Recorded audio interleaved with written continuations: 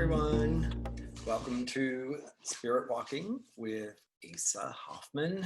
And this is the last episode in the series, Perspectives on the Pandemic. On Monday, I'm going to announce this again later, but just to make sure that you hear it. On Monday, I'll be launching Perspectives on the Re-emergence. And while in many ways, there'll be certain things that'll be similar, like we're going to have really amazing guests again with lots of insightful information. The focus will be a little bit more on how we come out of this pandemic, which, I mean, as I say that, it's sort of absurd because we haven't really come out of the pandemic. So the re-emergence, re-emergence is interesting. If you go into the dictionary, it has a lot to do with the re-emergence of viruses or diseases. But it's also about our emergence into this new way of life and who we're becoming individually and who are we becoming as a culture. And that's some of what I want to talk about. How do we take this global reset and some of what we've learned from it, some of how we've changed internally, how do we actually bring that to the world? How do we create a better world? I wonder, when this all started, were you one of those people who ran to the store and emptied the shelves of all the toilet paper? Are you one of them? I'm going to tell you, for me,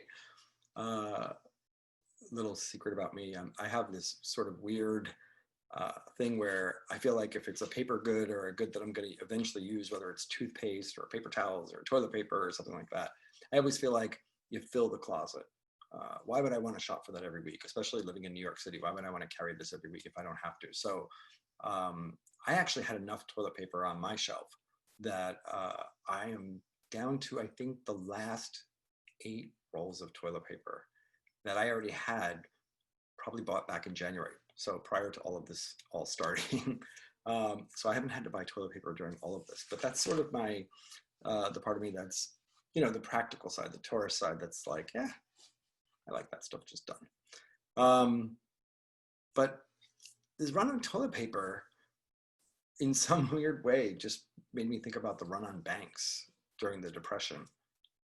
And it made me think about humans and how so many of us manage our lives by, we're so busy getting through whatever is happening right now and surviving our own personal lives, whether that's our work, our families, the needs of our day.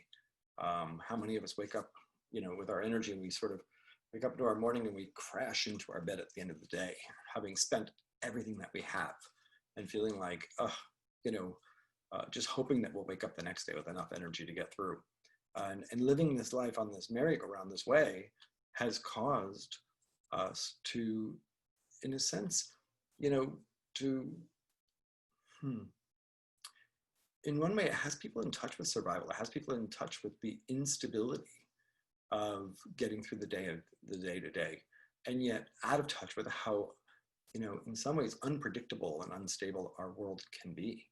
And so I think what happens is when something like this pandemic happens, or if it's a hurricane in Florida or whatever the case may be, all of a sudden it's, oh my God, there's an emergency, and everybody just runs to grab resources. And there's sort of this energy of, I have to protect me and my own, because if I don't, there'll be nothing left and you will have taken everything. And that's kind of the culture that we've been building for a really long time on planet Earth. We don't necessarily think in terms of community and, oh, what are our resources and how do I best support my community? We think in terms of how do I get what I need? And it comes out of this panic and out of this survival mode. And I think it comes from a culture that has been constantly living in survival mode since the beginning of time.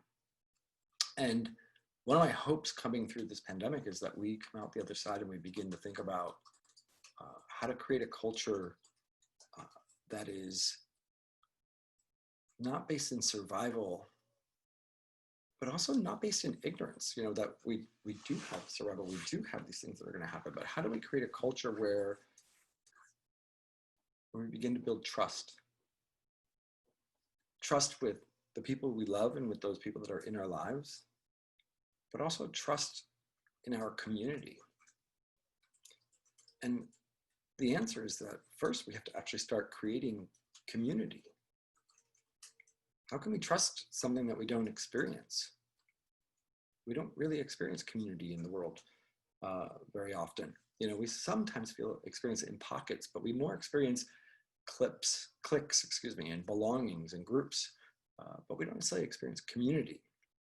And it's one of the reasons why I started this series, was because, you know, I've had this really blessed, amazing experience in my life where I've been able to touch so many different lives and so many different people from so many different walks of life. And I can't tell you the variety of human beings who have walked through my office and how different some of them are in the way that they live in the world from how I live in the world. And yet how, you know, sitting down with them in a sacred setting, opening ourselves to each other's spirit, you know, allowing a space of vulnerability, sometimes between strangers, with the hopes of connecting into something greater than either one of us. How that has created this understanding of just how connected we're capable of being, no matter what we think, no matter what we believe, no matter where we come from. And I thought, wow, if I could bring some of those people together here, talking about what their perspective might be, that we might find space to hear one another. You know, in my own family, there's a variety of perspectives from whether everybody should be vaccinated, and somebody like Bill Gates is this hero who's going to work to save our planet by bringing a solution through biotech and all the money that he's investing in the World Health Organization, as well as other people where, you know, he's the Antichrist who is looking to drive us towards, you know, technological control and, you know, viruses that not only cause us to be sick and rob us of what real health is, but also that there's technology and trackers that are going to be there, like just such a wide scope of ideas. And yet we love each other. But it's not always easy to have these different perspectives. And I think if there's anything that COVID has told us, it's that we're interconnected. It's that no matter what our different ideas are, no matter how we think we should run the world, no matter what political point of view we come through, we can't escape certain things that connect us with one another. Strangely enough, this time it's a virus. Although how strange is it? You know, I was reading, what's his name? I think I have it in here. This scientist, where they're doing this debate over are viruses alive or not? And the truth is that it's, the real truth is that it's a very hard question to answer. It's in many ways a matter of perspective, because viruses cannot live without a host cell. And so therefore many say that viruses are not themselves alive.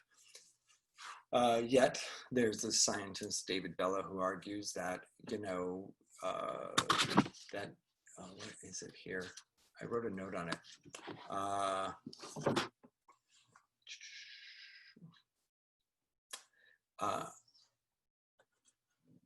Here we go. Okay, a satisfactory definition of life lies in the most critical property of genetic heredity, independent evolution. Life is the manifestation of a coherent collection of genes that are competent to replicate within the niche in which they evolved. Viruses meet this definition. They may not on their own be able to live, but within a cell, they are able to evolve. They have learned how to survive and grow. And the fact of the matter is that there are an estimated 10 to the 31st power particles of virus particles in the ocean, which outnumbers all the organ. By the way, that's 10 with 31 zeros after it. um, with which just outnumbers all the other organisms on the planet, alive or not. Viruses are doing really well out there, and we have to contend with them. And there is this virus that we don't know how it wound up, whether it's been manufactured, whether it got released in a lab, how it got to us, but it connects us all, because this virus is not something, it may impact us in different ways, but the virus is impacting each and every one of us. And ultimately, we are connected by, we all need air, we all need water, all need fire, we all need earth to live. And so some of what we're going to talk about is what our guests came through with tonight, how we're connected. I do have a surprise guest. I'm going to bring back somebody from this past season, just to give us a bit of an update. And I'm also just going to open up to your questions and conversations, whether those are questions or comments. This is sort of a good old-fashioned open phones talk show tonight. You are welcome to have Lizette bring you into the conversation, just audio only if you don't want to be on video, or with video, that's perfectly up to you. But I'm really open to just chatting with you tonight and having this conversation. I thought it was a great way to end the season. It's April 15th. It feels like a lifetime ago, but it's just 6 weeks ago that we started this series. And it sort of came out with a bang, and I thought, let's just hang together tonight. So that's what we're going to do. Okay. With that sort of long opening, I want to talk a little bit about some of well, let's see. Let's talk about our first guest first, which was Patty Yoon. And, I asked Patty to come on initially because, the first thing that was happening is of course, everybody was going like, what the F? Like, what is going to happen? Where are we going? And feeling like it's not just fear. It's actually that very real understanding that, oh, I actually don't know what's coming next. Like, I don't necessarily have a sense of where we're headed. And I really thought we needed to start with an astrologer, and we needed to start with an astrologer who I felt would really not just project into the planets, but actually, there's many ways to look at astrology and to read astrology. And there are a lot of people who are really, the planets inspire their own psychic senses, and they move from that place. And I think Patty's not only inspired by the planets with her own psychic senses, but I think she really does her best to understand what the planet itself is saying and how that might reflect upon us. And I thought, this is where we need to start this show. And she gave us some really great insights about what was coming. I don't know if you remember, we talked a little bit about a potential resurgence at the time, and she was talking about December, between December and March. It felt like the virus, it was sort of like we went through this really intense thing, and it was, okay, not over, but we were sort of past it. And whether that was because of a vaccine or the virus was really like, we just herd immunity or whatever was going to happen, we weren't sure. And then going forward in 2021 forward, that there would be a long period though for our economy to sort of figure out its new identity. And so that's one of the insights that Patty came in with that I thought was really powerful. It was a great show to have her on. And then we followed that with Pat, if you remember Psychic Pat. Oh, and you know what? I wanted to mention as I went along here, because I asked each one of them to give me their nonprofits, and if we could just throw this up there as we go along. So Patty gave us healthykidsfirst.org, and I thought that what a great one to start off with. Let's take care of our children. And then Psychic Pat came in, and Psychic Pat, one of the reasons why I brought him on is I was having a conversation. He was talking about this vision that he had of 2030, where there was this, and that he had this vision in the mid 70s, and that there was this potential environmental, I don't know if he called it a cataclysm, but basically, just a really horrible time on Earth, and that it was really the result of what we had done with the environment. And he, I thought, was so important to bring on because he's a really sane psychic, very embodied, very heart-centered, um, not looking for a flair for the drama, and yet really honest with his perceptions and with what he picks up. And so Pat was talking to us about this vision, and one of the things he talked about was how you know sometimes these predictions, these things that we see in the future, they exist in these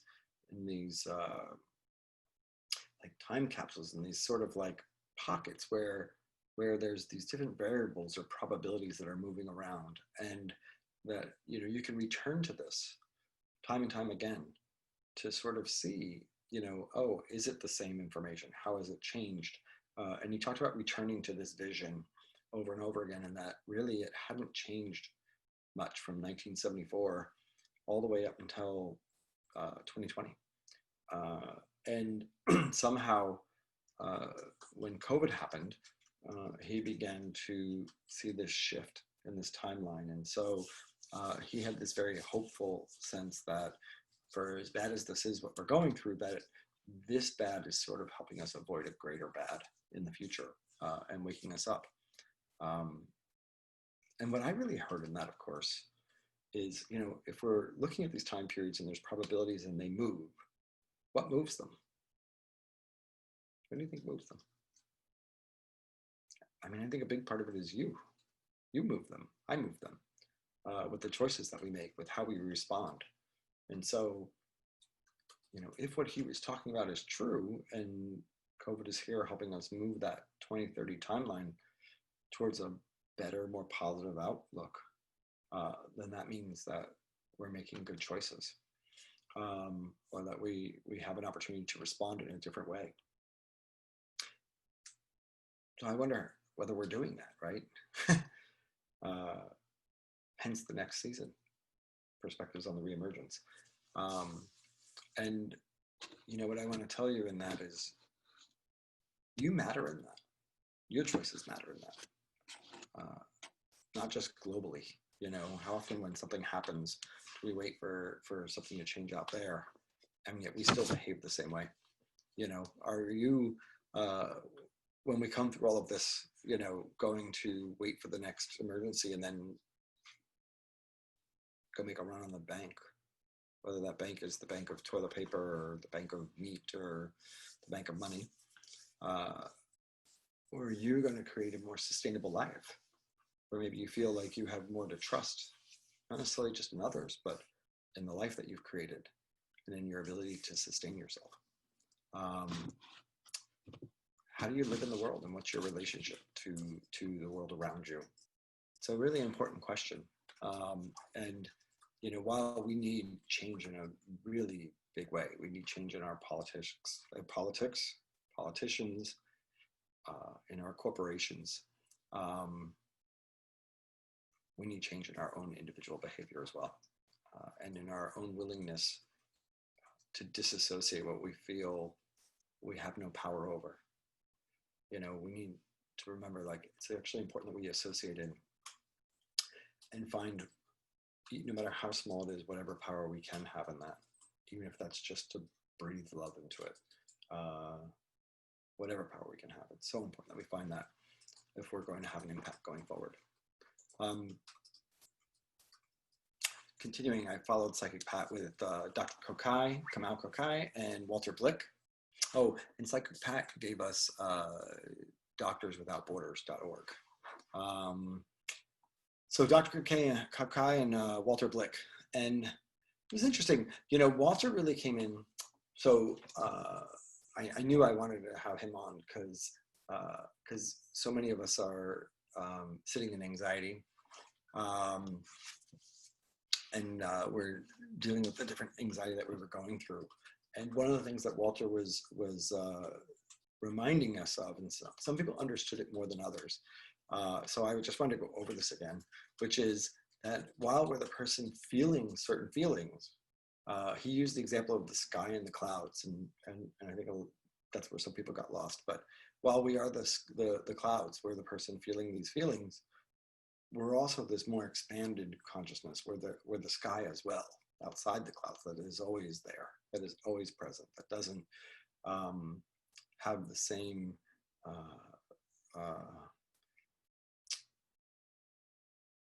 reaction to cause and effect, the same way that sort of holds space as this greater sky consciousness. And that when we're in anxiety, we can actually expand our awareness for a moment outside of this part of ourselves that's feeling that anxiety, into the space where we move more into the observer, or into that space where we step out of ourselves a little bit and hold space for our anxiety to feel it without necessarily needing to react to it. So to expand our awareness.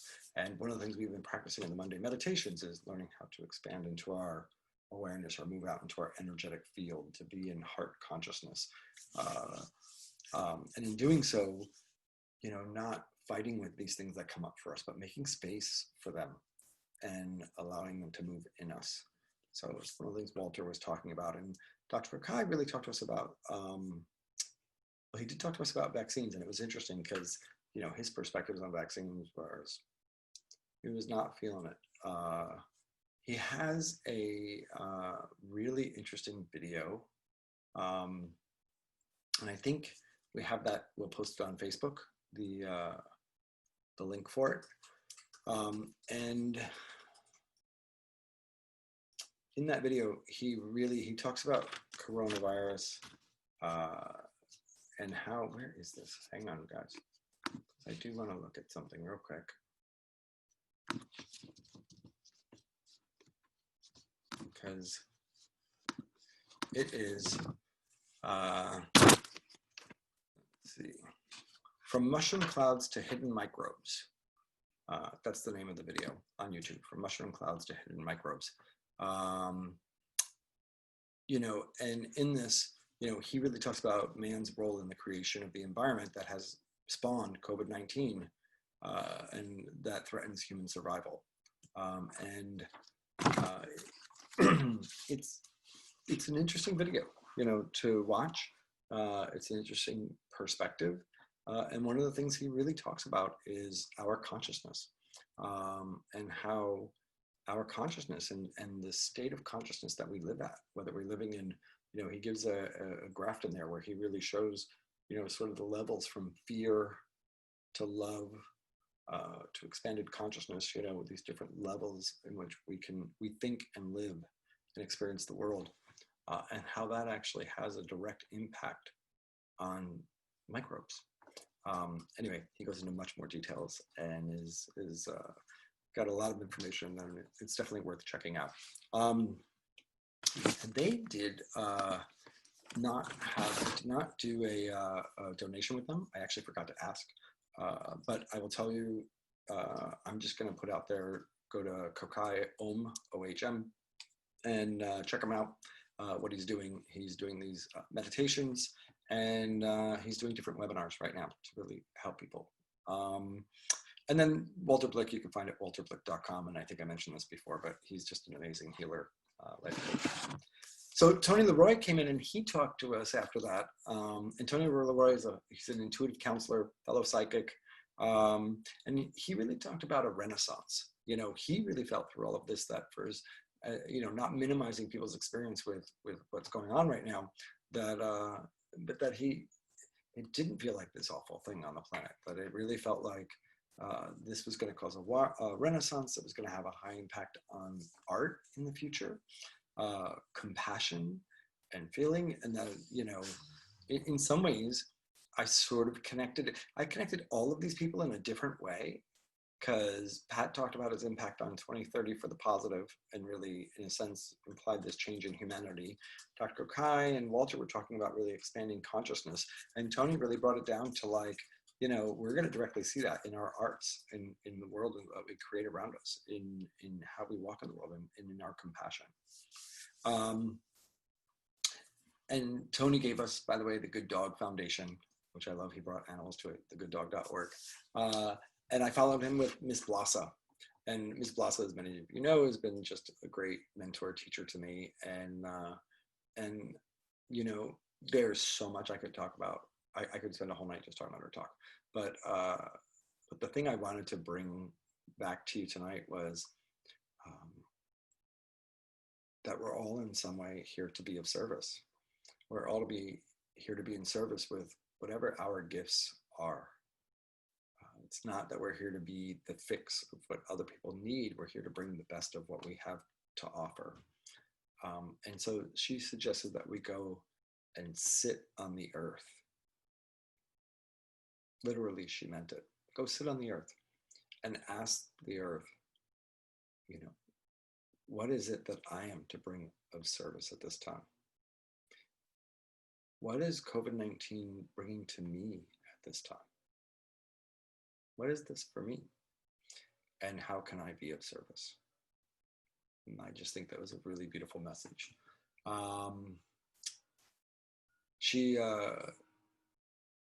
We talked about Linda and the Navajo Reservation and her organization, which is Adopt a Native Elder. And they help to bring supplies and help the elders living on the reservations. So, and then Kevin Tedeschi came and from the ARE, which is the Edgar Casey Foundation. And, you know, we really, we talked about a variety of things. I actually picked his donation organization, which is, I picked Edgar Casey for him because I didn't want to put him in the position of having to pick that. But I think it's a really great organization that does a whole lot to serve the evolution of consciousness and to keeping a conversation alive that Edgar Casey started, you know, 7 decades ago or whatever, it's been longer. And so I gave that one. So it's edgarcasey.org. And, you know, with Kevin, we really talked about resourcing our dreams and that we could resource our dreams and connecting with them. If you remember, I talked about writing a letter to your dreaming self and asking for the support that you needed or the insight that you needed. But the other one that I thought was really interesting, he talked about many things, that there were certain themes that Casey talked about throughout his readings. And one of them was rebellion. And that there would be this 1,000 years of no rebellion on the planet. And in a sense, what he said Casey implied is that souls that were rebellious in nature wouldn't be allowed to be born onto Earth because they were in disservice of the greater evolution of humanity or what was needed on the planet, which is really interesting to me, especially, you know, growing up in a country where we were the rebels, man. We're not taking this shit. We're not paying this tax. We want a different world. And I think on one level, it's interesting because I think that's a triggering concept. But when you stop and pull back and start to think about it, you know, if we're moving more towards community and collective consciousness and begin to expand our conversation around interconnectedness, then we can't just keep moving from what we're against. We have to start moving from what we're for, which means we're going to have to get better at having difficult conversations and going through challenging subjects without needing to oppress the other person or to just force oppression off of us by dominating the other side, but to actually make space for these difficult conversations, to actually, you know, mature into a place where we can hear, think, feel, and respond, even when we're at a point where we're thinking, you're fucking crazy. And so, you know, I took that to heart. You know, words can be nuanced and we can get caught up on a word like rebellion. But the consciousness of rebellion, not necessarily just in its opposite polarity, but maybe in a more balanced polarity. You know, how do we step up and stand up for what we're for without needing to oppress others? Kevin, edgarcasey.org, I mentioned it. Great. Before I continue on with what I want to talk about, I want to bring on my surprise guest here and then also give you guys a chance to begin asking questions. So I'm going to circle back and bring in with us somebody that you know, if you've been watching this, who I'm really excited to have here. and that is Patty Yoon, who has on my very first episode. Patty, welcome. Hi, thanks for having me back, Asa. Thank you for coming back. I don't even know how long I've been rattling on for, but thank you for being so patient, hanging out there. I'm taking notes on what you were saying. Yeah? Oh, good. I'm glad there were things worth taking notes on. So Patty, I really wanted to circle back with you to ask you, we started this whole season with, what do the stars and the planets have to say about COVID-19? What does it have to say about 2020 and beyond? And, you gave us a great deal of insights, I thought, throughout our conversation. It was really a fabulous way to start the season. Thank you again. But, one of the things I know doing this work is that, these are interpretations of really large objects influencing, a much, oftentimes smaller object, and really small when we go down to ourselves, comparatively. And so sometimes there's movement in that, in how we start to see the relationship between the planets and their influences and what's actually manifesting or taking place on the Earth. So one of my questions is there anything that you would absolutely change from what you said in our very first episode? No, I wouldn't. I think that the symbolism was there, and I thought at a certain point, like, how is this going to play out the way that it seems like it would? Because things are starting to change, but now, I mean, when things play out, it's really amazing because I couldn't have made up what has been going on with this whole situation. It's just I never would have been able to make up this kind of story. So I think it actually just reinforces a lot of the key words and things, the concepts that we were talking about at that time. Reality is very bizarre right now. Reality is really bizarre. Yeah. Well, and then are there any new insights at this time that you would say based on what's going on? I would say, so two of the things I thought that you said that were really important to go back to was when you said, I think it was when you were talking about politicians and like taking back our power. And that seems to be, it's Pluto and Saturn together. Pluto is about power. And I think through all of this, there's this amazing mundane astrologer that I listen to. She's not for the faint of heart, but her name is Anne Ortley. And one of the key phrases she's been saying the whole time is, it's time to take back your personal power, and there's a sense of sovereignty. And also, it was all in Capricorn. So there's a real sense of responsibility as well, like self-responsibility and how are you going to show up in this society? So, and I think it's so interesting, even with this whole mask and culture war thing with like, no masks allowed. You can't come in unless you have a mask. And even that has been so interesting to watch because I guess to me, if I knew that I could be affecting somebody else's health, I don't understand why I wouldn't take that responsibility and just wear a fucking mask, So even that's been really interesting to watch how, like, what people don't want to be responsible for, don't want to make the calls on, they want somebody else to make the call on, like, how have we handed over our authority to somebody else and how can we take some of that authority back? Okay, but, in what you're just saying, though, here's the question. When you say take back your power, what do we really mean by that? Because some people will say, you're taking away my power by telling me I have to wear a mask. Yes, that's very true.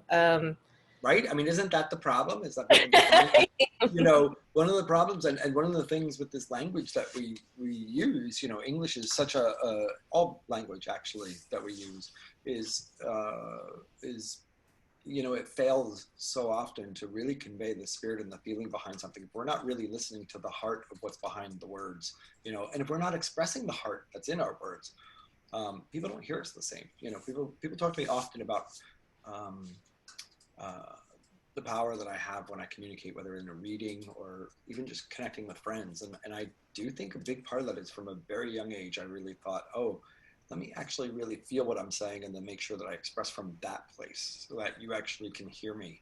And that was sort of always in the back of my head. I don't know where that ever came from, but thank you.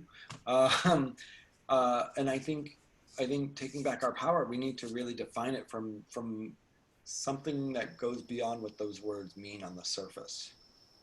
Because taking back our power isn't power of Oh, us over others, mhm. right? And it's not power of others over us. Mhm. And I I think that feel like that's where responsibility comes in a little bit. Self-responsibility, accountability for yourself.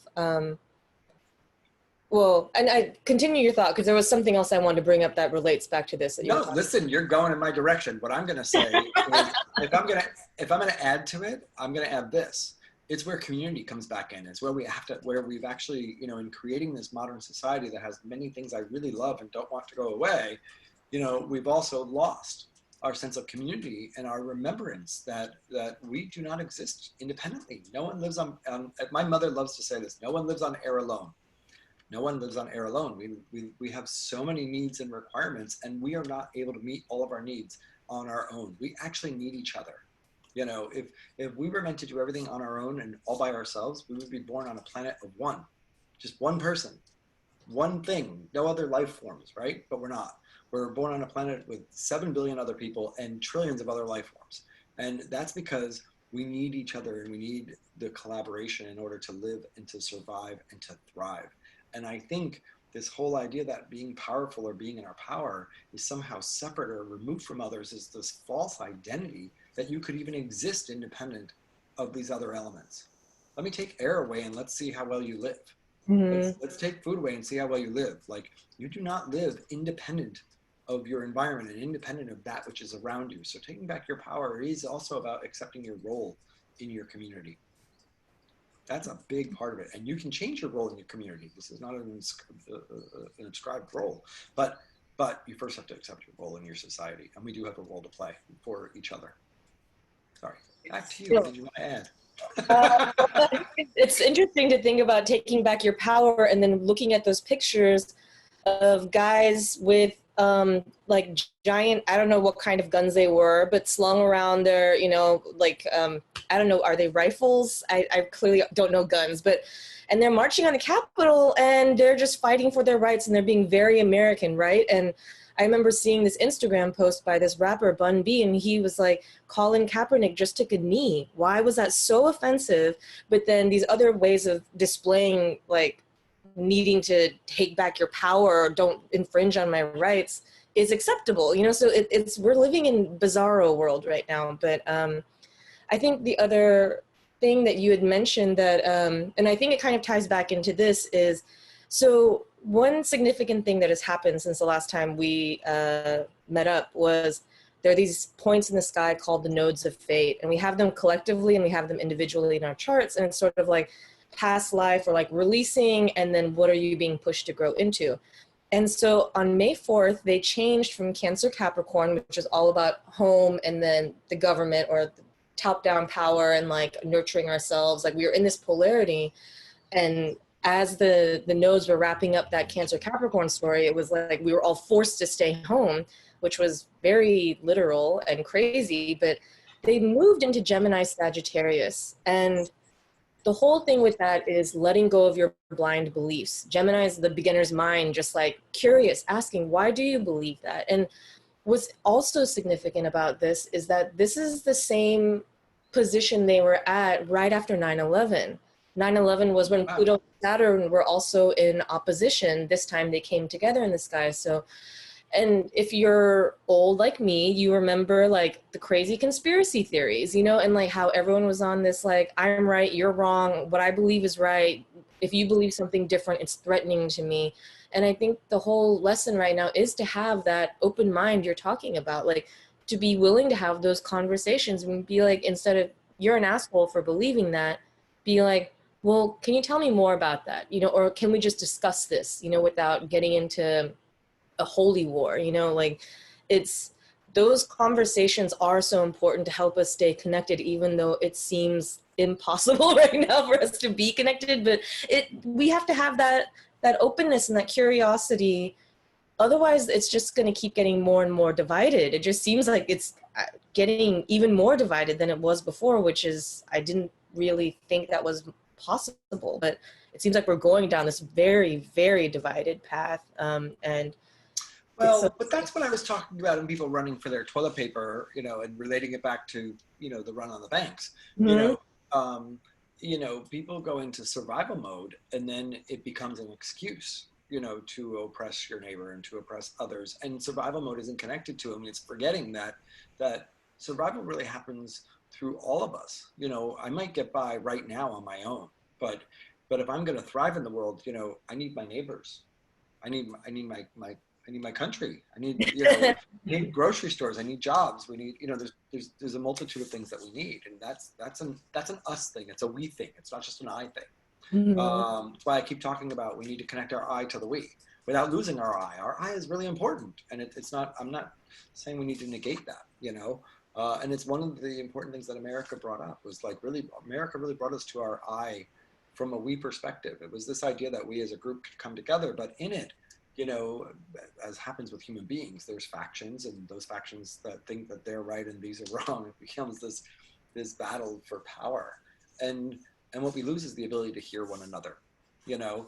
And one of the things that I see, you know, you talk about conspiracy theories. Well, you know, I'll use that term as well. And I do have some people in my life who, I have many people who are really knowledgeable on these conspiracies that are going on out there, and they get upset when I call it a theory. Because they're like, no, these conspiracies are really happening. And what I'm going to tell you is this, you know, within those conspiracy theorists, there is real information that's in there. You know, the theories part is as humans, we project into the future what that means all the time. We all do it to some degree. What's this going to be? What's it going to mean? And because we don't always agree with where somebody projects it to, we don't even hear them in the first place at what they're saying. And I think that's what I'm talking about, is getting into a conversation where we have a space to actually hear what people are saying, and not just getting lost in necessarily where they take it or where they think it's going to go. Because it's when we come there that we can learn to hear each other. And I do think, you know, what we need is to learn from those who've done it successfully in the past, which were the communities that were more indigenous in nature, you know, that were more community oriented in nature, you know, where they actually came together and they heard one another. And they learned to live not just for themselves, but for their community, and what that really meant. You know what's really hopeful about all of that is that at the end of the year, on the winter solstice, Jupiter and Saturn make a great conjunction. It's once every 20 years, and it's in the sign of Aquarius, which is about community, about brotherhood. And I'm really hoping that after the tidal wave of 2020, you know, that we really do move forward with more of a sense of, you know, as a nation, maybe as a world. You know, Aquarius really is about looking out for everybody. And this is like a big 20-year cycle we're starting after all of the events of 2020. And I do hope that, well, I don't even say I hope, but I do feel that that sense of community and that sense of looking out for each other, that sense of bringing everybody up will be more prevalent than it has been for a while. You know, it'll take a little while to really get into, you know, obviously it's not going to happen right on the winter solstice, but I feel like that's kind of the direction that we're being led into, in how much we do need each other. So do you think that's a part of why the divisiveness is just so in our face? I think part of the divisiveness is, well, definitely the media choosing what they choose to like blast. And, you know, I'm realizing that everyone's like, oh, we're all in this together, right? But if we're all on a wrecked cruise ship and we all get thrown into the ocean, well, some people only have a wood plank, and some people have like luxury yachts, right? And so it's been so amazing to see some people are like, well, I don't know anyone that's lost anyone. I haven't seen any refrigerated trucks. I haven't, and so to them, they're like, it's not really happening. Meanwhile, I had a friend whose father just passed away from COVID related complications. And so it's, I think there's something about everyone's been so isolated, and maybe some of the divisiveness is like the other states in the United States didn't see what New York saw, and even some of New Yorkers didn't see what New York saw, and so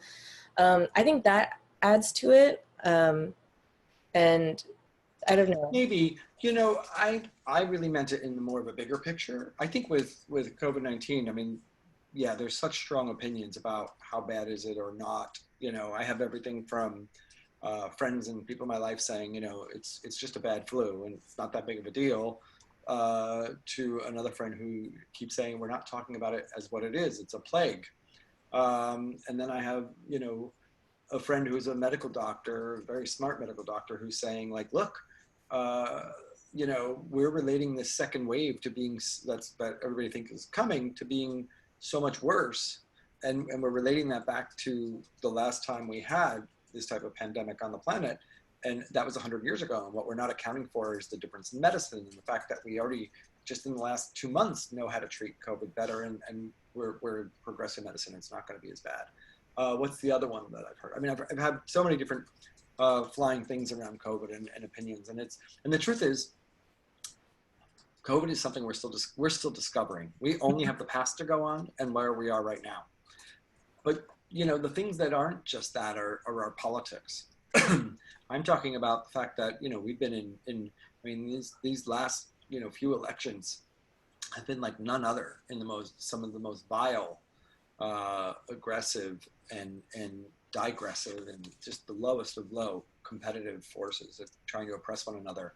And then as we're going through this, I mean, we've all seen now, a woman, with her dog off leash and a guy telling her to put her dog off leash, and he happens to be a black guy. And now she's like, what, I'm going to say a black man's raping me, I'm going to call the police, Oh my God. And then we have George Floyd, who had a knee on his neck for five minutes, until he died. When I talk about divisiveness, I'm talking about more than just our opinions around COVID and what's happening.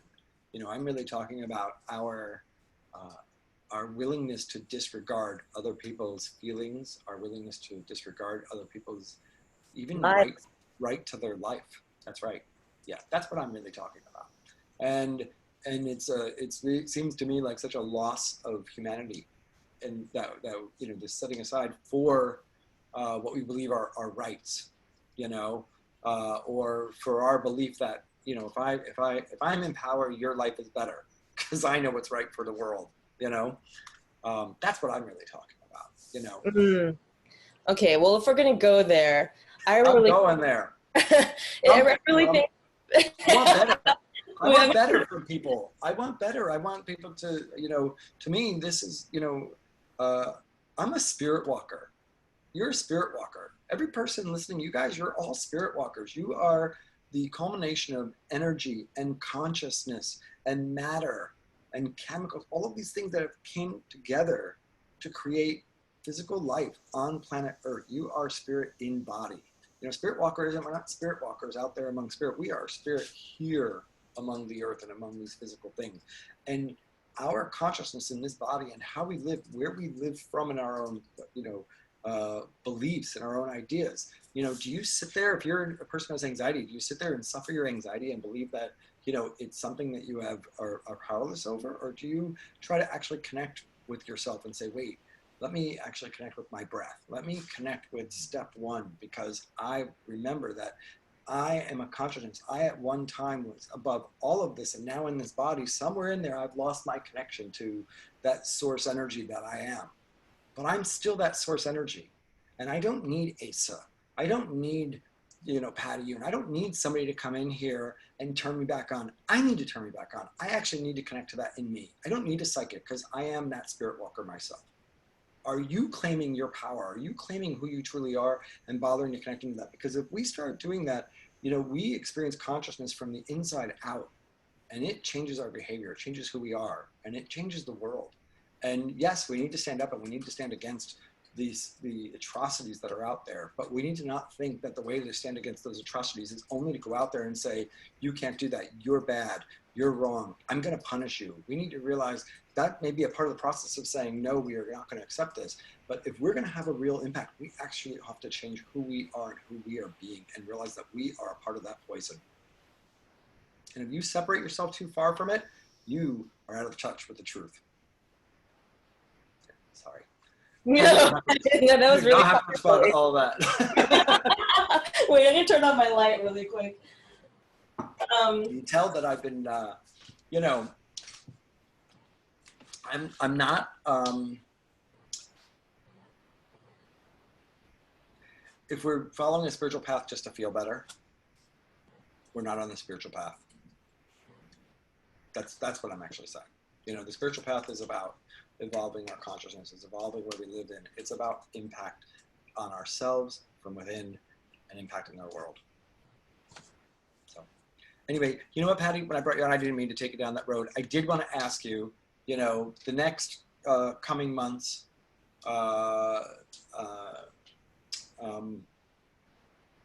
you know, I think, well, we talked a little bit that that there was like a rise that was going to come with COVID that you felt, or that the planets were saying, and that you thought it was going to be soon. There was something about the end of June, I think you said. I forget, but can you talk about that? Tell me if I'm right, wrong. Yeah. Well, I just want to say one thing about what you were saying. I do think Sure. Bring it on. Once they realized what communities, what race or what ethnicities were actually being affected the most, whether it's more Democrat, the more densely urban populated areas, whether it was more Latino and Black that were dying, it just seemed like as soon as that information came out, a lot of people stopped giving a fuck. And, you know, like they were like, well, it doesn't affect me as much, right? It's not real to me. And that was a truly disgusting and heartbreaking thing to see, because it's about systemic problems that we haven't really been able to fix yet in America. And you know, my son is half Black, and every time I hear those stories, I think that when he's older, it could happen to him, and it's really fucking tragic. It's really a shame. And I think that the virus not only helped divide, but it also exposed that division that was already there, which is what this virus has been very insane, the way it's been exposing things, the way things have been coming up. So I think in a lot of ways it's showing some of the really ugly parts, you know, and Pluto and Saturn are not pretty. They don't play. They're like really serious and heavy planets. I mean, transformation, like you're saying, showing up and doing the, you know, like showing up from where you are and evolving your consciousness. You know, Pluto does that in a really, really major way. You know, he's a Hades, a lord of the underworld. So he takes you down there and you come back out a totally different person. So we're all kind of going through that transformation this year. And the other side of it is, you know, this also sent us home. A lot of people have gotten creative.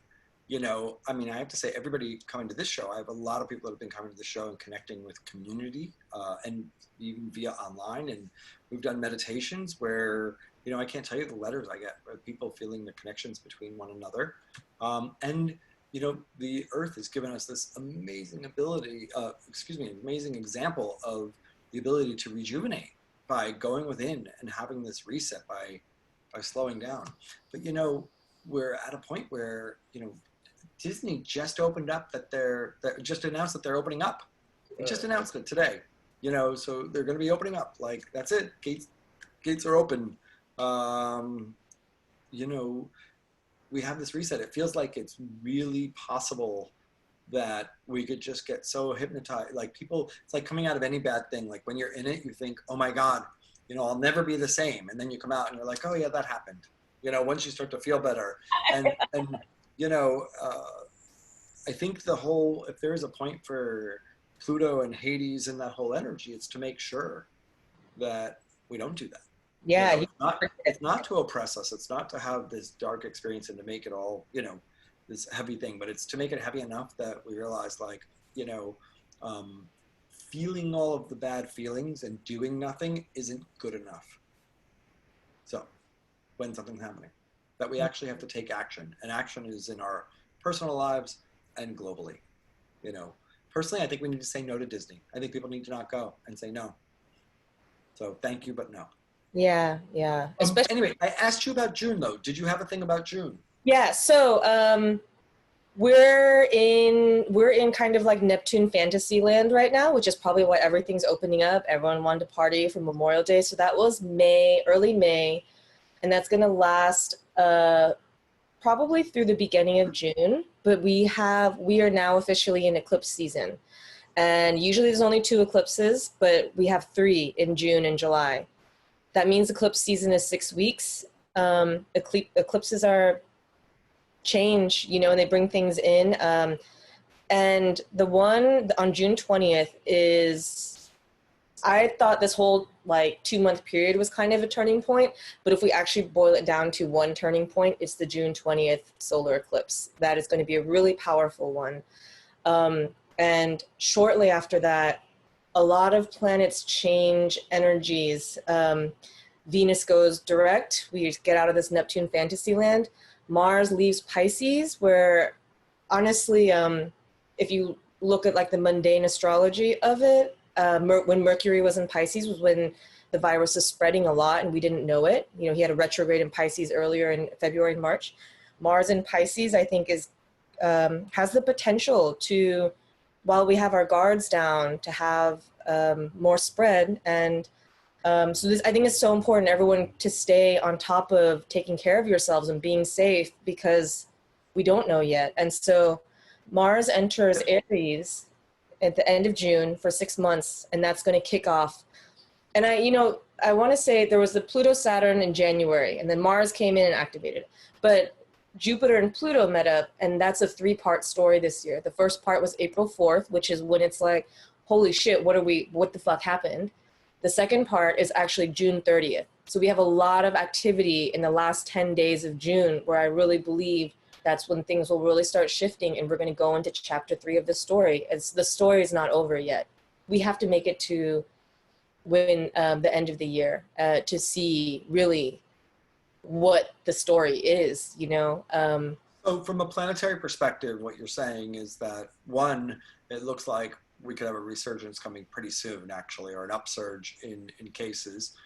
2 is, it's not exactly clear exactly what that looks like. However, no matter what, they're definitely saying take heed, take notice, and be conscious about being careful with your behaviors, with yourself, and with what you're doing, and with your community that's around you.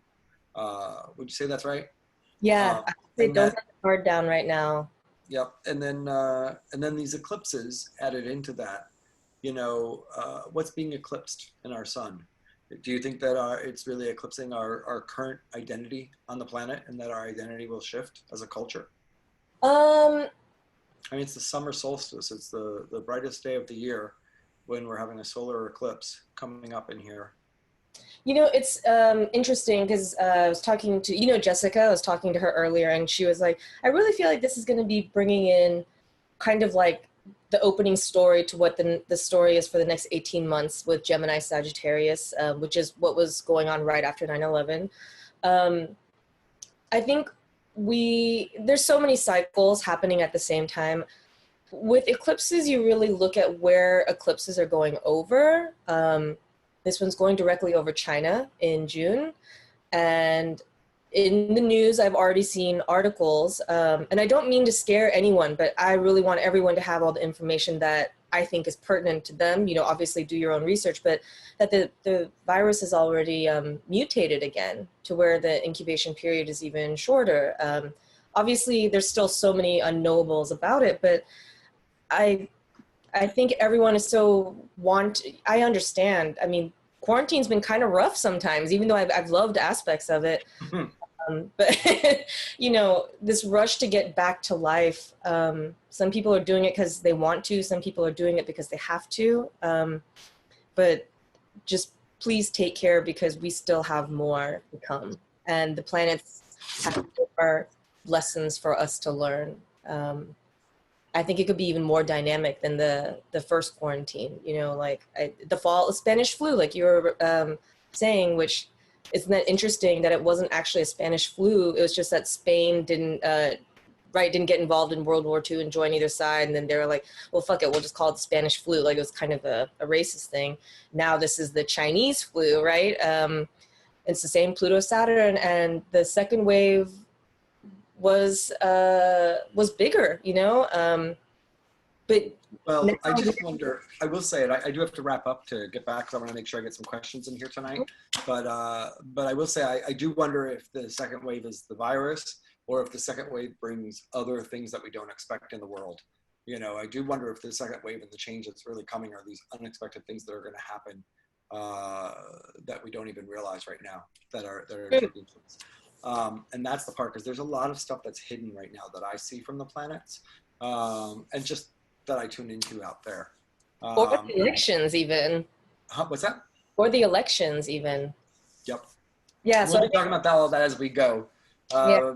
Yeah, in September, I'm going to start a Perspectives on Politics show. So we're going to be doing a whole thing on that, but I'm going to wait for that one. I've got a long way to go until we get there. Patty, thanks for being here. Of course, no problem. We actually have a couple questions, comments for Patty. So can we keep her on for just a couple seconds? We can. Yep, sure. Go for it. Okay, awesome. So I'm going to promote someone to video. This is Gray Strega. So do you want to ask your question? I know you had 2 questions, but this one we can have you ask for Patty. Hi, Patty, and hi, Asa. Thank you guys so much for doing this. This is so needed right now. I think that particularly being so isolated, having community around has just been so incredibly helpful. Patty, I did have a question as it relates to astrology and the current pandemic. I was curious to know if Chiron plays into what we're experiencing right now during this pandemic at all.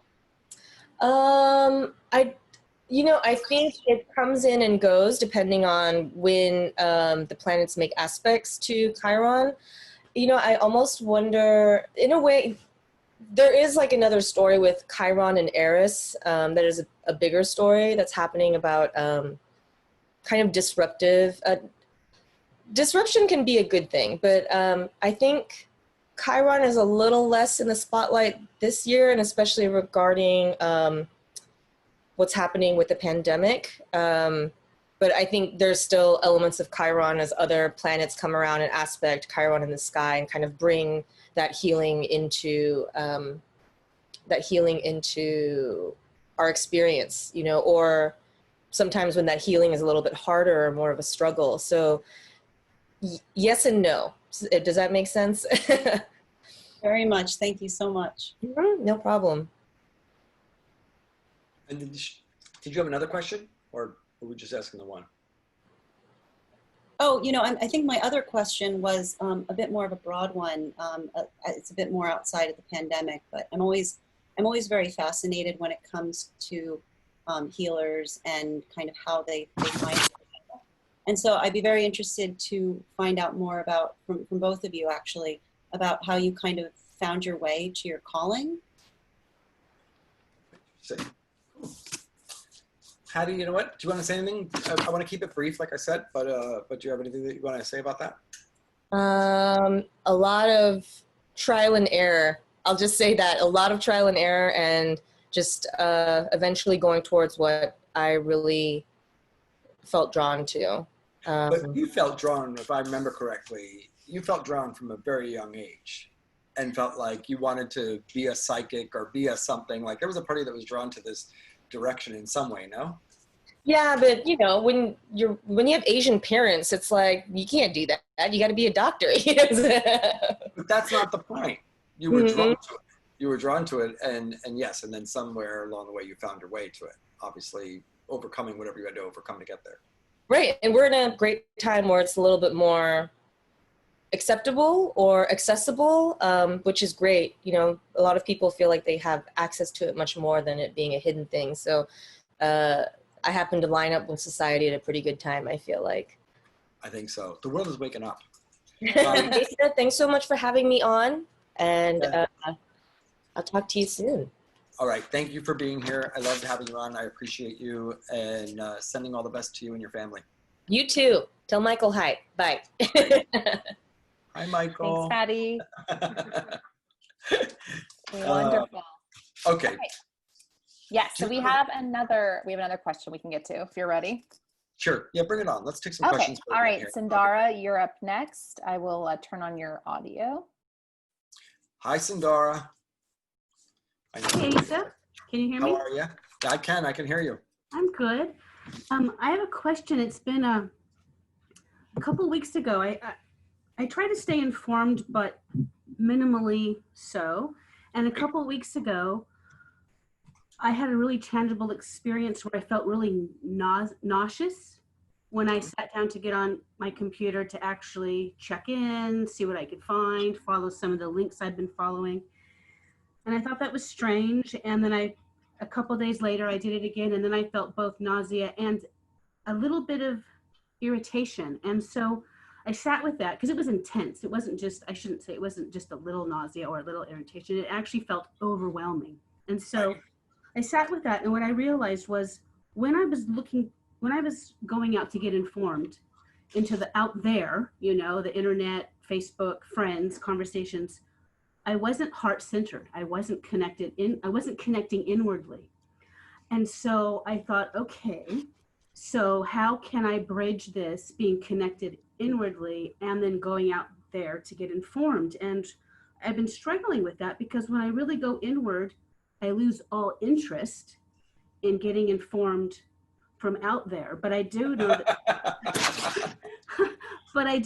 I think I want my life to be simpler yet more sustainable and have a much more active community component moving forward for myself and my family. I'm not sure what that looks like yet, but I do believe that's going to take some outward movement, not just inward connection. So I'm kind of struggling with what does that look like, being able to stay really inward and heart-centered and going out there and trying to be informed. And is there any benefit to being informed right now? I don't know. For me, Yeah, you know what? Personally. I have a couple things to say on that. And Lizette, don't mute her, just because I might want Sindar to respond. But let me just talk to you a second here and tell you. So I have many things to say. Number one, when we start to connect in and anchor to that inner being, and sometimes we really discover home in a different way inside ourselves than what we experienced before we ever bothered to go in that way. And we experience peace in a different way, or a sense of, it's almost a sustainability. It's that trust I'm talking about. It's a deeper sense of trust, not just trusting other people, but just a sense of connectedness or trust in life. And it feels like stepping out there in the world or connecting with the world all of a sudden becomes this really unsafe thing. Not all of us, but many of us were once, children who believed that we were completely safe in the world and that our parents or somebody had our back and that we were going to be totally okay. And as we grew up into more of the reality of what the world is, we conditioned ourselves to it, and we found ways to survive and to live in that. But it happened over time. So we don't necessarily always recognize how far we actually came from that place of feeling safe or at home in our bodies and our being, or having a right to our life in a certain way. So going within is there's so many layers to what goes on and what we plug into there. And then I also talked about the source energy, and it's, there's something about when we start to connect into source, our own source, that's so natural and feels like where we're meant to live, that I think it creates I think it depends on the person. I think in some people it creates this reaction of like, oh my God, I've got to get out and share that. And I think for others, it creates that reaction of like, oh my God, I don't want to lose this. I better stay here, So I think that's a part of what happens. And, I'm going to tell you, when you're in that space, it's how can I best be of service? I think it goes back to what Ms. Blasa was saying. That's the moment to ask, how can I best be of service? And knowing that when you're asking that question, you don't necessarily have to verbalize this in the question, but knowing when you're asking it, you're asking from the place of, how do I live in this space? How do I, from this space, be best of service? Not how do I give myself away? How do I give from here? And I think when you ask from that, even if you don't get a clear answer, it helps you move forward in a different way. Or at least it does me. The other one is, something that I learned from many different native cultures was that each one of us is a leader. In some way, you could say, it's like in modern days we talk about each one of us having a purpose. Each one of us is a leader in some way, and so, how do I lead? It's the same sort of a theme, but really connecting to how do I lead in the world? Which means, and why I connect into that terminology and where it's a little different is when we think of leading, it means, that means bringing our energy with us into the world and not letting it get pushed away. But how do I lead with that energy? And I think that might help also. Did that make sense? To that, Sundara, just to throw that back to you? It did actually, because now I have a place to go with my inward connection. And I like how can I best be of service? And then what comes, I'll be able to trust, because it will either have that feeling with it, that resonating feeling when it presents in myself, which takes a lot of the mental efforting and the mental searching of being informed out of the equation. So that's, I don't want to just. I'm going to tell you something though, to remember. So one is we have to plug into this enough that it's familiar, that we know what it means to be connected inwardly, number one. Number two, we need to ground that, whether in ourselves and also ground ourselves with earth, with nature, and realize that energy that we're connecting into is nature. It is natural. It lives in us. It's not something generated by us. It lives in us. So really understanding that we ground with nature in us. And so when we do that, we're really not just moving into a state of being, we're actually anchoring ourselves to the natural consciousness that we are. Got that so far? Yeah. And then when you have that, what happens is as you move forward, you're right, you don't want to have to be as mental about it, but your body might tell you, like, as you start to go out and give in a certain way, like, or even just, I need to go to the store. And you might have a moment where your body your energy goes out from underneath you and it lets you know, like, I shouldn't go. Like, my body's telling me I don't have the energy to do that right now. So it's also, not just forcing ourselves to push through, but learning how to listen to that and maybe getting attuned to where to push ourselves and where not to, I had a day where I'll tell you my own example. I'm pretty, adept at tuning inward this way energetically. And I had a day where I left the house. I needed to get something from the store and it was important. And I went so far as to get in the car and I drove about 5 miles from the house before I turned around and came back, before I finally just felt the energy draining out of me and realized, like, I need to stop being, the stubborn Asa that I can be and really recognize that I just need to go home. And I turned around and I came back and I listened. So it's really being more in tune with yourself than it is just a mental process, right? And learning how to listen to that and realizing, we go off tune, but we can come back to tune. So, and it's learning. And when you start to live there, it's staying in harmony. It's not controlling these things. And it feels really different and it becomes more effortless with time. Thank you. You got it. Thanks for the question. I think it's a good one. Lizette, is there anybody else? Yes, we have one more question. It's anonymous, so I will go ahead and read it. Asa, what is your perspective on the timeline of COVID-19? Yeah, so let's see. Give me a sec here.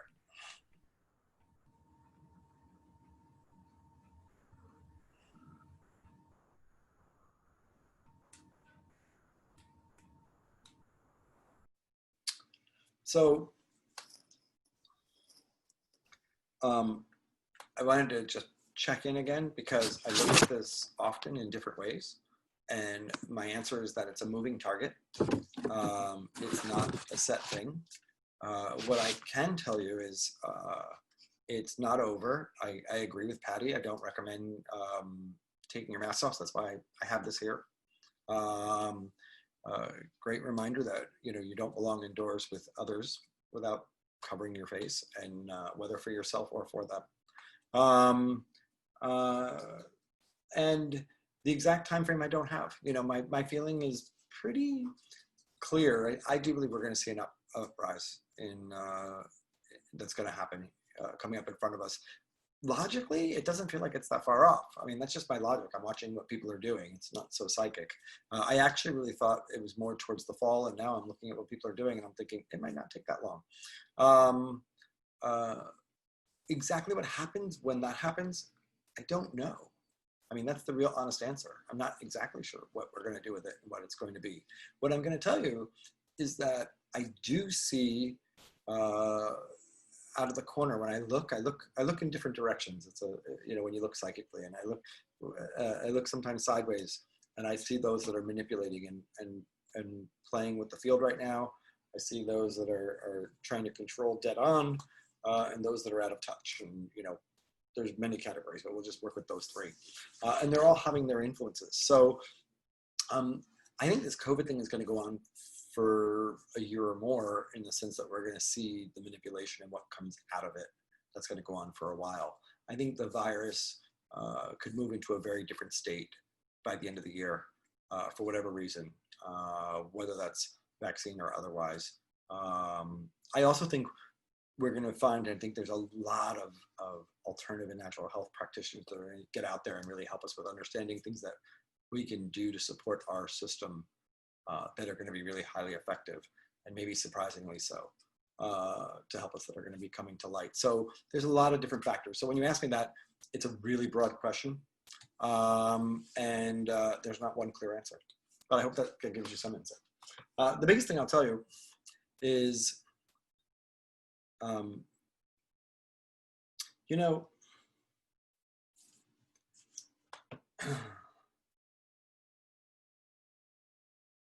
so I know several people who've had COVID, and I know several who are fine.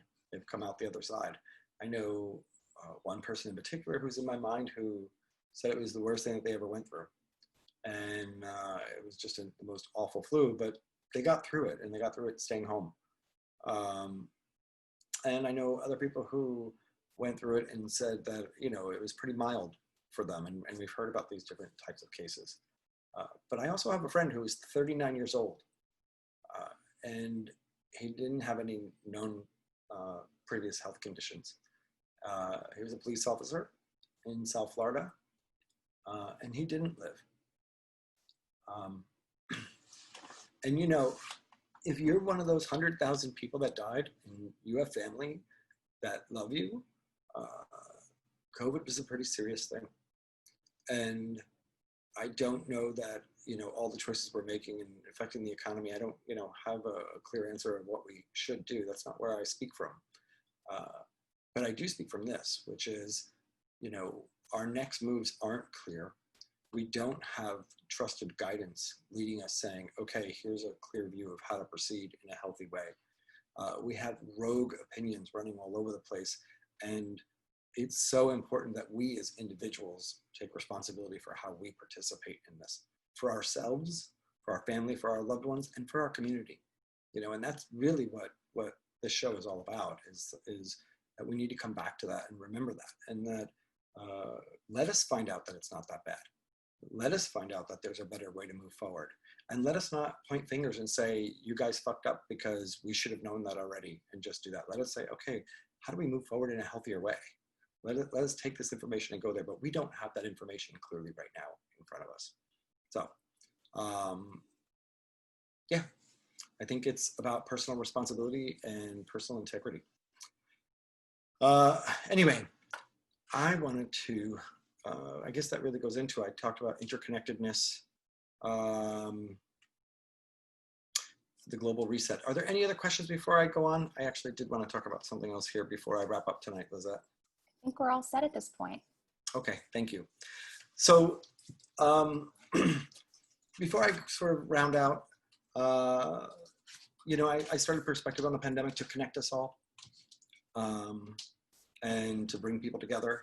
And, you know, I don't know how often you do it, but opening your heart and connecting with humanity and really opening yourself to that. First connecting to yourself, and then connecting. And building your relationship. Who am I in this relationship? And just asking those questions, there's something you can do. And it helps to tune us to the world around us. And it's not always comfortable, but it is always powerful. And whether you think that you have talents or not, you know, whatever your identity is with the spiritual path, if you're a meditator or a non-meditator, if you're, you know, a heady scientist, you know, I don't care. We're made of the same stuff.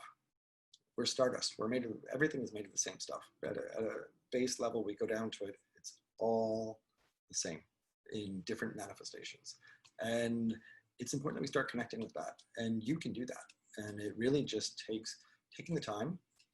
Breath is a great place to start, to work with our nervous system, to bring our nervous system into a state where we can feel, sense. And then from there, just bringing that intention to, you know, the who am I first, just connecting to that on an energetic level, you know, going within, and then the who am I in relationship to my community. And, you know, when you live from that place, it's not so difficult to move forward without necessarily having the answers. I watch a lot of people who really live in their analytics and their rational mind, and I get frustrated with them, especially the ones that I love the most around me, because that mind is always working with what's known, with what's known or knowable in front of it. And I believe that there's the unknowable for the conscious mind that our unconscious is completely in tune with. And when we tune into that, we have that resource in us. And it's our body, it's our senses that guide us if we're in danger or not in danger, or what direction we need to go or not go. And sometimes, listen, we get offline. I can go 5 miles in a car out of my way before I turn back, but I still turn back. And it's, you know, sometimes we're quicker at that than others, but we're not doing it at all if we don't bother to connect in. So I really ask you to get more connected to yourself. And I will suggest to you that that's really taking your power back, is getting more in tune with yourself as a soul or spirit energy, as consciousness, and realizing those are different things, by the way, soul, spirit, consciousness. There's a place where we're pure consciousness, but there's a place where we're soul, we're spirit. We are a personality embodied. And so getting more connected to that helps us to be more connected with what's in tune with us and what's not. And, you know, Patty talked a little bit about people being a little bit more awake or aware or accepting at this time of this kind of work than they were before, but that's because you're waking up. We're all waking up. It's just happening. So people are more in tune, whether they believe it or not. People are experiencing it. And so now that you're experiencing that, I think in a sense, nature is asking us to be in tune with nature, to return home to nature, and to remember that that's what we are. Yeah. And with all that said, remember, you live on Earth with a tilted axis, right? Things they're not straight up and down. They're not black and white. They're a little tilted. Perception is a little tilted. You know, if you want to understand the world around you, you can't try to look so dead on. You have to look with a little tilt. And I mean that quite literally. And if you're not looking with a little tilt, if you're not in alignment with the idea that, oh, you know, there is no perfect balance. Balance is actually more of a way of life. You know, people say it's a state of being. Well, I like that. I probably have said that. Except that's not totally true, because we don't necessarily stay in any state of being. You know, balance is more of it's a moving target. It's something that we work for every day. And the balance is more about being balanced from internal to external than it is about having some sort of perfect balance within ourselves. It's relationship. Relationship to self, relationship to family, relationship to loved ones, relationship to nature, the world, and beyond. So that's who we are. I think it's time to start expanding our identity, and I think that starts by going with it. I hope that you guys enjoyed this episode. Next week, we have perspectives on the Re-emergence, and my first guest is one of the co-founders of Milk Makeup. It's Georgie Greville, and she's an amazing creative human being. She's done directed videos and film. She's a creative director with Milk Makeup, and she is about radical inclusion. Definitely somebody who lives connected and conscious, and I think is going to be an amazing way to start the new season. And I'm going to tell you, we're going to follow that. So in June, you'll get a notice about this, but I have coming up Amelia Ortiz, who is, she's, you know, you can call her an Instagram influencer. She has a lot of followers on Instagram. She's a bruja, she's a good old fashioned bruja, quite a powerful witch. And she's also somebody who speaks out about mental health, compassion, love, and just a force of nature. So she'll be on. Adam Robinson, who is one of the co-founders of the Princeton Review. He is also the kind of person who has the ear of billionaires around the planet, and an amazing creative innovator in the world. So he'll be coming on with us. And I actually have a Georgetown law professor that's going to be coming on later on this month, who's going to be talking to us about maybe our civil liberties and laws and some of what we might see going on. So I have a whole variety of guests that are going to be coming in this next season. All of it is going to be maybe about understanding a little bit about what may be happening in the world around us, what we can do, how we might impact that, but also then always returning back to our own internal relationship, who we are in that process, who we can be in that, and how do we become the best version of ourselves. Yeah. Let's see. Anyone else? I think that covers it. Thank you so much. Remember that you are the manifestation of love in body. And so remembering that, let yourself not try to love yourself, but actually feel the love that is you, and see how that changes your perception. Great to see you all. Bye for now.